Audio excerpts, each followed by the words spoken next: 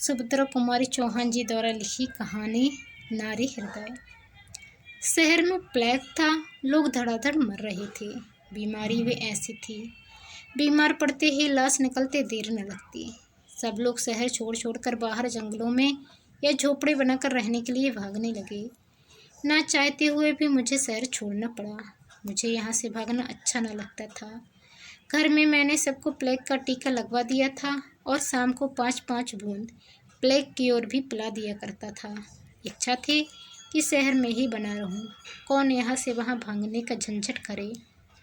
वैसे ही खर्च के मारे हैरान था, फिर और लोगों की तरह मैं झोपड़ा बनाकर भी तो ना रह सकता था। वकालत की शान में फ़र्क न पड़ जाता। रहना तो मुझे बंगले पर ही पड़ेगा, और इन दोनों बंगले में मालिकों का दिमाग तो 7वें आसमान पर ही रहता है। 175 और 50 के नीचे तो वह बात ही नहीं करते। फिर आजकल की आमदनी में किराए का कम से कम 50 रुपये माहवारी ही रख लो तो 4 महीने में 200 हो जाते हैं। मुश्किल ही समझो, पर करता क्या। अपने वेतन भर तो मैंने शहर में ही रहे आने की कोशिश की, पर मेरी स्त्री ने ना माना। उसने जब तक मैं मकान बदल कर बंगले पर रहने चला गया, मेरा खाना पीना और सोना हराम कर दिया। उसकी जरा सी बच्ची थी जिसके लिए वह इतनी व्याकुल रहती, जैसे सारे शहर भर का प्लेग उसी पर फट पड़ेगा। कचहरी की छुट्टी थी। मैं अपने ऑफिस वाले कमरे में एक नौकर की सहायता से अपनी कानून की किताबें जमा रहा था। कमरे में कई अलमारियां थीं। मैं उन्हें साफ करवा के वहां अपनी पुस्तकें और अन्य वस्तुएं तरतीबार रखवा रहा था। उन अलमारियों से रद्दी कागजों के साथ एक लिफाफा भी वजन से जरा भारी होने के कारण खट से नीचे गिर पड़ा। मैंने उसे गिरते देखा, किंतु उदासीन भाव से फिर अपने काम में लग गया। मैं कमरे से बाहर जाने लगा। लिफाफा फिर पैरों से टकराया। इस बार मैंने उसे उठा लिया। उठाकर देखा तो उस पर किसी का पता तो न था, पर वह मजबूत डोर से कसकर बांधा गया था और मैंने जेब में रख लिया। दिन भर कार्य की अधिकता के कारण मुझे उसकी याद ही नहीं रही। शाम को जब मैं भोजन करके लेटा तो क्रम से दिन भर की घटनाओं पर विचार करने लगा। यकायक मुझे उस लिफाफे की याद आ गई। मैंने बिस्तर से उठकर कोट की जेब से लिफाफा निकाला और कैंची से धागे को काटकर सावधानी से खोला। देखा तो उसमें किसी स्त्री के लिए कुछ पत्र थे। उत्सुकता और बढ़ी। मैंने पत्रों की तारीखवार पढ़ना प्रारंभ किया। पहला पत्र इस प्रकार था। पत्र 1, शांति सरोवर, 1/9/1931। मेरे देवता, मुझे मालूम है कि आप मुझसे नाराज हैं, थोड़ा भी नहीं, बहुत अधिक। यहाँ तक कि आप 2 अक्षर लिखकर अपना कुशल समाचार देना भी उचित नहीं समझते। आपकी इस नाराज़गी का कारण भी मुझसे छिपा नहीं है। मैं ही जानती हूँ कि किन परिस्थितियों में पढ़कर मैं आपकी आज्ञा का उल्लंघन कर रही हूँ। यदि आप मेरे स्थान पर होते तो आप भी वही करते जो मैं करती हूँ। अंत में मैं आपसे यही निवेदन करती हूँ कि आप मुझसे नाराज ना हों। अपने कुशल समाचार का पत्र भेजकर अनुग्रहित करें। आपकी ही प्रमिला। पत्र 2, शांति सरोवर, 10/9/1931। मेरे सर्वस्व, उस दिन पत्र भेजकर कई दिनों तक उत्तर की प्रतीक्षा करती रही, किंतु आज तक आपका एक भी पत्र नहीं मिला। उत्सुक नेत्रों से रोज पोस्टमैन की राह देखती हूँ। वह आता है और मेरे दरवाजे की तरफ बिना मुड़े ही चला जाता है। सबके पास चिट्ठियाँ आती हैं, परंतु मेरे पत्थर के देवता, आप ना पसीजे। आपके पत्र एक भी ना आए। ना जाने कितने तरह के विचार आपके दिमाग में आते और जाते होंगे, और आप न जाने क्या क्या सोच रहे होंगे। कदाचित आप सोचते हों कि मैं बड़ी अकृतज्ञ, मूर्खा और अभिमानिनी हूँ। जिन लोगों ने मेरे साथ इतनी भलाई की, मुझे सर आँखों पर रखा, उन्हीं के साथ कृतज्ञता कर रही हूँ। यही है ना? किंतु मैं क्या करूँ?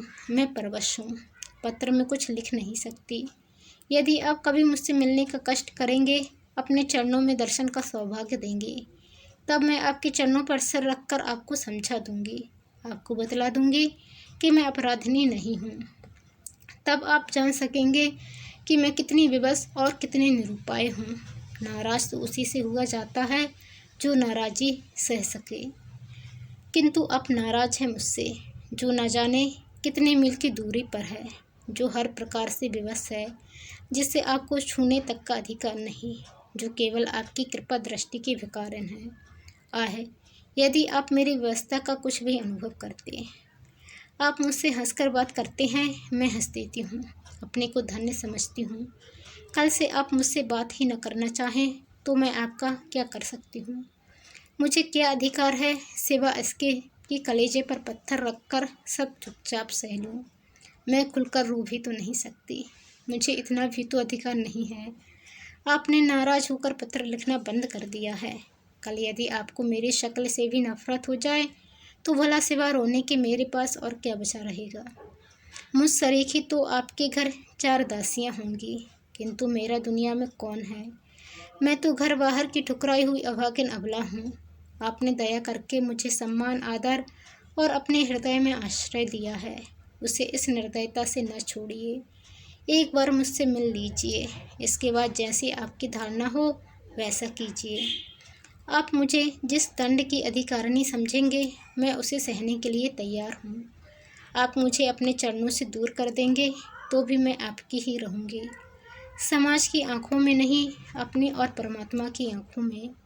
आप मुझे भले ही अपनी न समझें, परंतु मैं तो आजीवन आपको देवता की तरह पूजती रहूँगी। मेरा अटल विश्वास है कि आप सबके होने के बाद थोड़े से मेरे भी हैं। कभी साल 6 महीने में मिनट 2 मिनट के लिए सही, मुझे भी आपके चरणों की सेवा करने का अधिकार है। उत्तर की प्रतीक्षा में अभागिन प्रमीला। पत्र 3। शांति सरोवर, 30/9/1931। मेरे स्वामी, यह तो हो ही नहीं सकता कि मेरे पत्र आपको मिलते ही ना हों। क्षण भर के लिए यह मान लिया कि मेरे पत्र आपको मिले ही नहीं। फिर भी क्या एक कार्ड पर 2 शब्द लिखकर आप मेरे पत्र न भेजने का कारण न पूछ सकते थे? खैर, आप अपनी मनमानी कर लीजिए, मैं हूँ भी इसी योग्य। कहा भी गया है, जैसा देव वैसी पूजा। आपने मुझे ठुकराकर, मेरी अवहेलना करके उचित ही किया है।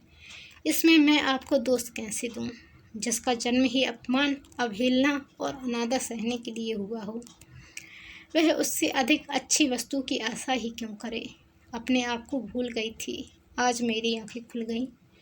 मुझे अपनी थाह मिल गई, मेरी समझ में आ गया कि मैं कहाँ हूँ। परमात्मा ने स्त्री जाति के हृदय में इतना विश्वास, इतनी कोमलता और इतना प्रेम शायद इसलिए भर दिया है कि वह पग पग पर ठुकराई जावे। जिस देवता के चरणों पर हम अपना सर्वस्व चढ़ाकर केवल उसकी कृपा दृष्टि के कारण बनती हैं, वही हमारी तरफ आंखें उठाकर देखने में अपना अपमान समझता है। माना कि मैं समाज की आंखों में आपकी कोई नहीं, किंतु एक बार अपना हृदय तो टटोलिए और सच बताइए, क्या मैं आपकी कोई नहीं हूँ?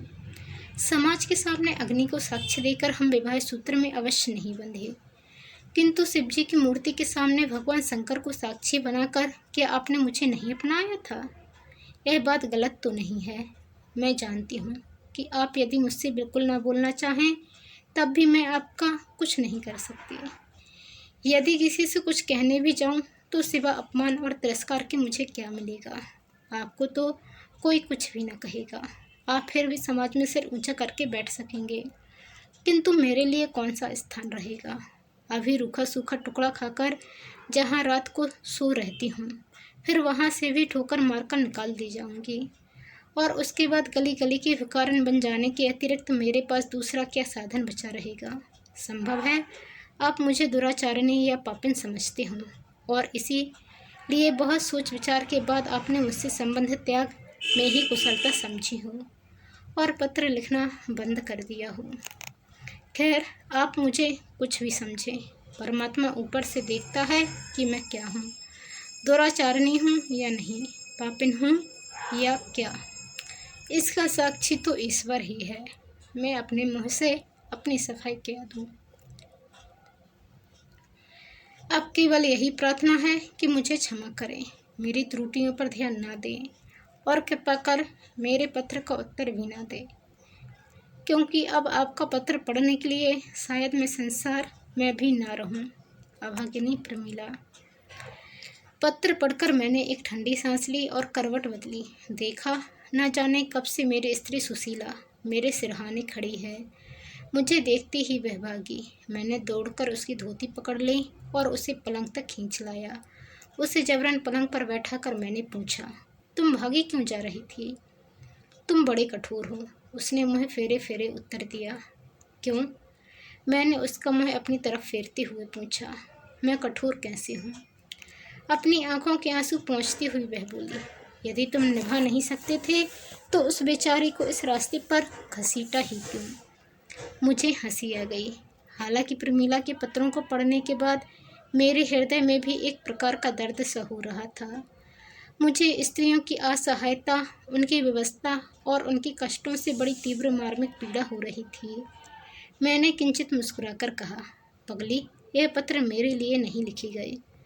उसकी भवें तन गई। बोली, तो भला छिपाती क्यों हूँ? मैं क्या बुरी मानती हूँ? बुरा मानती जरूर, यदि मैं प्रमीला के पत्र न पढ़ चुकी होती। पत्र पढ़ने के बाद तो मुझे उस पर क्रोध के बदले दया ही आती है। यदि तुम मुझे इसका पता बता दो तो मैं स्वयं उसे यहाँ लिवा लाऊं। बेचारी का जीवन कितना दुखी है। मैंने कहा, भला मैं कभी तुमसे झूठ बोला हूँ? यह पत्र मुझे आज इसी कोठरी में रद्दी कागज़ों में मिले हैं। जिस लिफाफे में ये बंद थे वह भी यह है, देखो। कहती हुई मैंने लिफाफा उठाकर सुशीला के सामने रख दिया। सुशीला ने एक बार लिफाफे की ओर और फिर मेरे ओर देखते हुए कहा, तुम ही क्या, पुरुष मात्र ही कठोर होते हैं। तो दोस्तों, आपको ये कहानी कैसी लगी कमेंट कर जरूर बताएं। चैनल पर नए आए हैं तो प्लीज़ चैनल को सब्सक्राइब कर बेल आइकन को क्लिक कर लें।